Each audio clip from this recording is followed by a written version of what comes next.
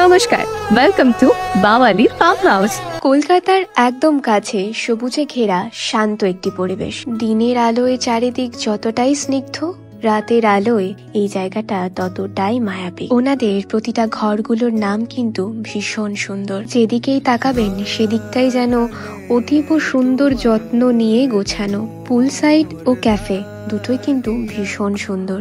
বন পলাশ, বন ছায়া, চারুলতা, মেঘে ঢাকা তারা আমার পছন্দের ঘরের মধ্যে অন্যতম। বাঙালির প্রথম পার্বণ পয়লা বৈশাখ উদযাপন করতে আমি বেছে নিয়েছিলাম বাওয়ালি ফার্ম হাউস। ওনারা প্রতিটা ঘরে যেমন সুন্দর কারুকার্য করে সাজিয়ে রেখেছেন, তেমনি চারিদিকটাও যথেষ্ট মনোরম।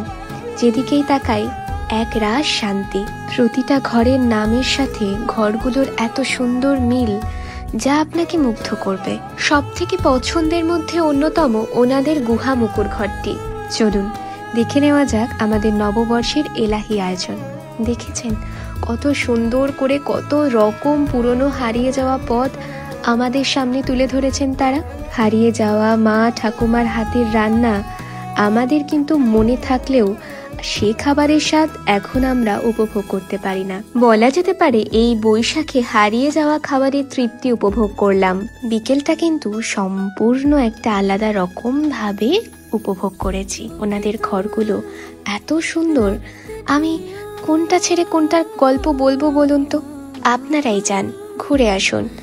আমি বলবো কমপক্ষে 2 দিন আপনাদের চারিদিকটা ঘুরে দেখতে সময় লাগবে। দেখুন তো সন্ধেটা বড্ড মায়াবী না?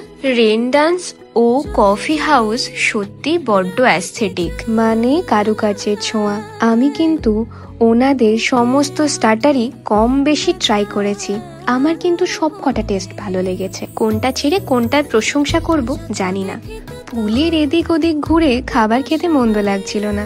ওনাদের রাত্রের আয়োজনে আমি কিন্তু ভীষণ মুগ্ধ হয়েছি। একটা গোটা দিন কি করে পার করে ফেললাম বুঝতেই পারলাম না। আপনারাও যান, ঘুরে আসুন। কন্ট্যাক্ট ডিটেলস রইল, সঙ্গে এক রাশ মুগ্ধতা।